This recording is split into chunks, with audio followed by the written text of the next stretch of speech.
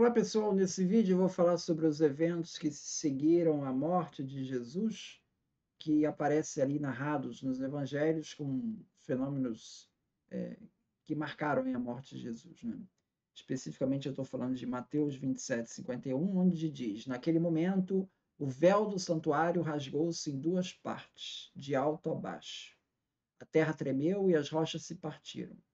Os sepulcros se abriram e os corpos de muitos santos que tinham morrido foram ressuscitados. E saindo dos sepulcros, depois da ressurreição de Jesus, entraram na cidade santa e apareceram a muitos. Quando o centurião e os que com ele vigiavam Jesus viram o terremoto e tudo que havia acontecido, ficaram aterrorizados e exclamaram: verdadeiramente este era o Filho de Deus. Então temos aqui vários fenômenos. O primeiro, o véu do templo que se rasga em duas partes. Depois, o terremoto, quer dizer, ele não se rasgou por causa do terremoto, né? O terremoto veio depois. E os sepulcros se abriram e ressuscitaram os muitos santos. Ressuscitaram muitos santos. Tá? E, e aí estão esses episódios aí. Ele também fala de que o céu escureceu por 3 horas. Né? Então, esses episódios de céu escurecer, eles também aparecem lá em Marcos e Mateus. Marcos, Mateus e Lucas. Agora, esse episódio de terremoto e de santos que ressuscitam só aparece em Mateus, não aparece nos outros. Esse vídeo vai falar especificamente da questão do terremoto e da ressurreição dos santos. Tá? Vai ter um outro vídeo que vai falar sobre a questão do escurecimento da terra e um outro vídeo sobre o véu que se rasga. Tá? Bom, o N.T. Wright, ele escreve, no livro que ele escreveu sobre a crucificação de Jesus, né, ele se refere a que essa ressurreição a que se refere o texto era parece ser uma ressurreição localizada, tá? Logo após a morte de Jesus.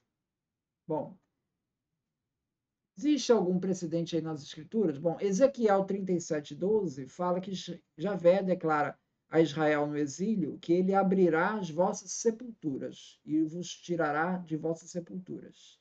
Tá? Já no primeiro século, essa profecia era entendida como parte de uma expectativa de restauração nacional de Israel. Isaías 26:19 também prediz que os mortos ressuscitarão e os que estão nos túmulos despertarão. E Daniel 12:2 fala dos muitos dos que dormem serão despertados e ressuscitados.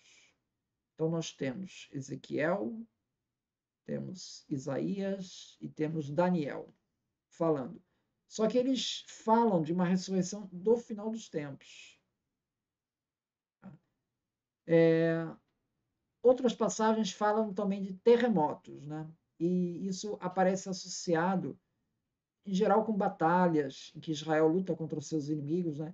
Em Juízes 5:4, em Joel 2:10, em Miqueias 1:4, em Salmos 97:5. Então é bastante usado, né? A vinda de Deus para julgar os ímpios, Isaías 13:13, Jeremias 51:29.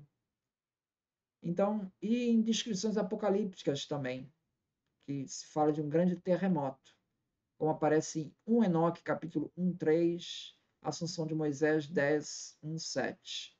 Tá? Bom, essas passagens estão quase sempre ligadas com a questão do fim do mundo. Tá? Não foi isso que aconteceu.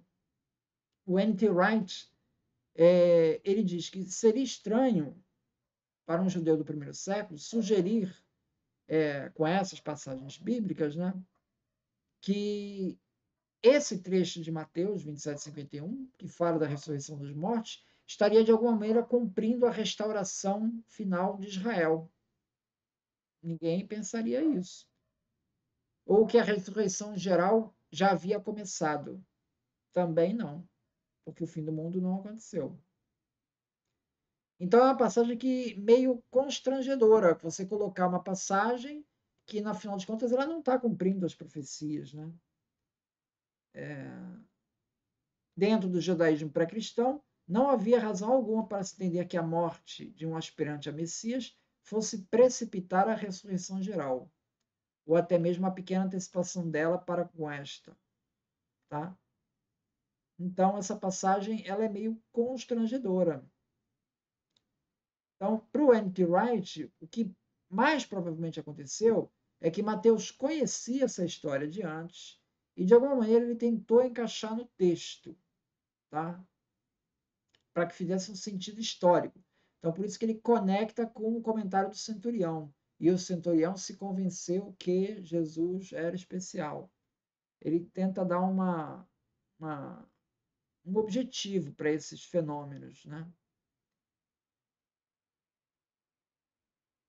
E o objetivo teológico, que embora ele não expresse isso claramente, né, é que esses eventos anunciam então que a nova era com Jesus havia começado, né? Mas afinal, o que aconteceu com essas pessoas que ressuscitaram? Elas saíram andando por aí, elas ressuscitaram em corpo glorificado, elas ressuscitaram. É, foram para onde essas pessoas? Elas voltaram aos céus? Então, isso não está claro no texto.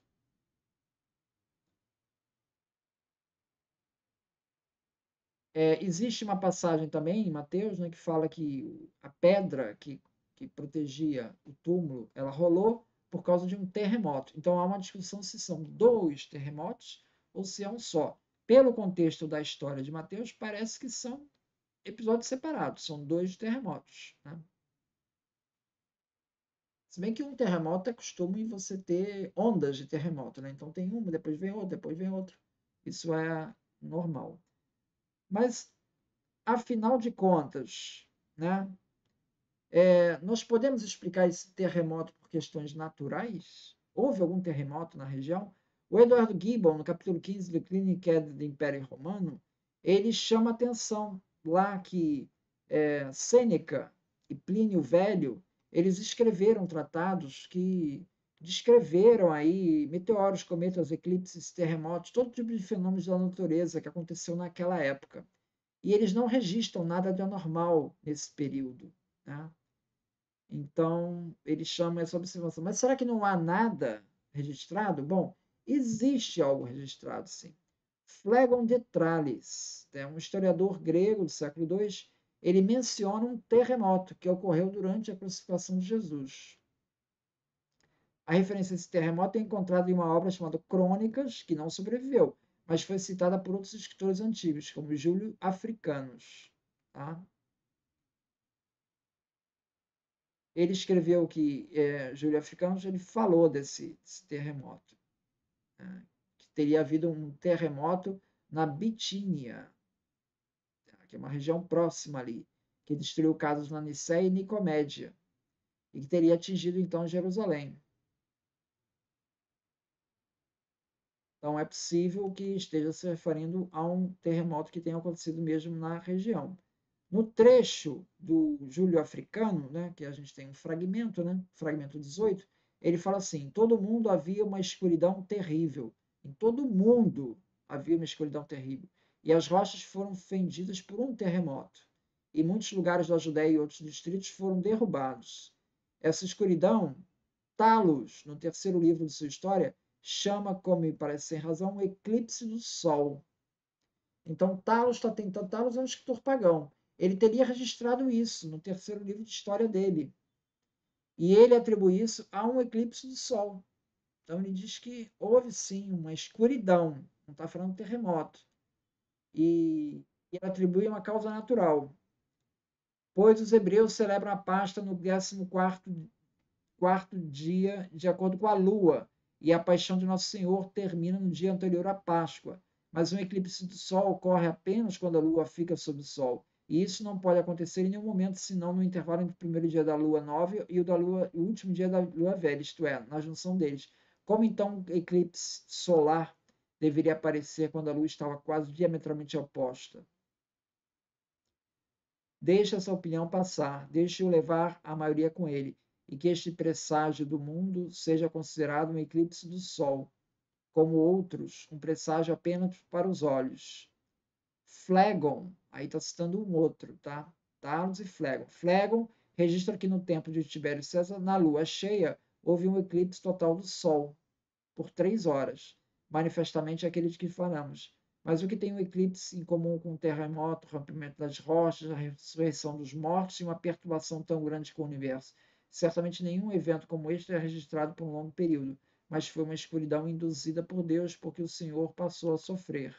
Então, Júlio Africano está justificando a presença de um milagre, né? Talos tenta explicar por um eclipse solar, mas o Júlio Africano diz: não, o eclipse solar não teria como acontecer, porque está na Páscoa. Não teria como acontecer um eclipse solar. Foi um milagre mesmo. Tá? Então, o Júlio Africano está explicando em termos de milagre, que as explicações naturais não são razoáveis. Tá? Esse texto do Júlio Africano também está perdido. A gente recuperou ele por um texto de Jorge Cincelo, em sua crônica, de aproximadamente escrito no ano 800. Né? Esse texto do Talos, ele vai aparecer aqui no livro do Van Wurst. Tá? Ele vai citar o trecho de Talos. Talos provavelmente estava argumentando que o eclipse não era um presságio da morte de alguém, um personagem importante, ou um milagre, mas um fenômeno natural. Mas, de qualquer forma, Talos está dando a sua interpretação para as trevas que seguiram a morte de Jesus, o que mostra que ele tinha conhecimento dessa história da tradição primitiva e que posteriormente aparece em Mateus. Mateus, Marcos e Lucas vão registrar tanto a escuridão quanto o terremoto. Tá? A escuridão, no caso, né? Esse suposto eclipse, vão registrar. Isso em Mateus 27, 45, Marcos 15, 33 e Lucas 23, 44. Vão registrar a escuridão. É possível que Joséfo, em Antiguidades Judaicas 18.6.4.167, também se refira a esse Talos, mas não é certo. Então, Van Wurst ele coloca Talos como o primeiro escritor antigo conhecido a fazer uma oposição ao cristianismo. E o único não cristão a escrever sobre uma tradição de Jesus antes mesmo dos evangelhos. Os evangelhos vão aparecer lá em 70, Evangelho de Mateus. A data dada como padrão é a data de 70, e Talos escreve por volta de 50. Tá? Bom, existe o registro de um terremoto por volta do ano 33, e a área do templo fica sob uma falha geológica, e os santuários muçulmanos que hoje estão lá são danificados de tempos em tempos pelos tremores de terra. Né? Existe um livro aqui que fala dos terremotos aqui na região de Israel. Eu vou mencioná-lo aqui. Tá? É esse livro aqui, Catálogo de Terremotos em Israel e áreas adjacentes. Você vê que aparece um terremoto aqui no ano 30, um terremoto leve em Jerusalém e um terremoto em 33. Terremoto leve em Jerusalém, na Judéia, mas que causou prejuízos ao templo. Tá? Esse é o livro do Amiram Ariel e Turcotte, Terremotos em Israel e áreas adjacentes.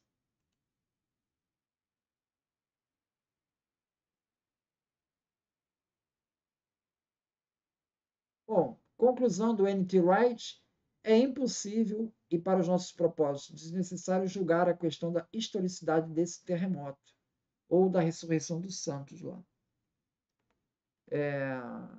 Ele só considera estranho que Mateus tenha incluído essa história, mesmo sabendo que ela não seria considerada como cumprimento das profecias. Tá? E diz assim: algumas histórias são tão estranhas que talvez exatamente por essa razão elas tenham acontecido. Essa pode ser uma dessas histórias, mas não temos como saber historicamente. Essa é a conclusão do N.T. Wright, que não é muito conclusiva. Né? Então, o que podemos dizer sobre isso? Bom, é possível sim que tenha ocorrido um terremoto na região, porque a região é sujeita a abalos sísmicos. Talos, em 50, escreve antes de Mateus, provavelmente, e ele reflete já uma tradição que está circulando, duvidosa, de que teria acontecido o terremoto. Tá? E Mateus acabou acolhendo isso, sabendo que não se ajustava a nenhuma profecia em específico. Com relação à ressurreição dos santos, ela não é mencionada por Talos nem por nenhum outro evangelho. Então, pelo critério da múltipla atestação, estaria prejudicado, né? Porque só Mateus fala nisso. Né? Agora, por outro lado, pelo critério do constrangimento, teria de se aceitar essa passagem porque ela não vem a cumprir, ela é um constrangimento, né? Porque ela não cumpre nenhuma profecia. Então, é isso que se pode dizer do ponto de vista histórico dessas passagens aí. Muito obrigado.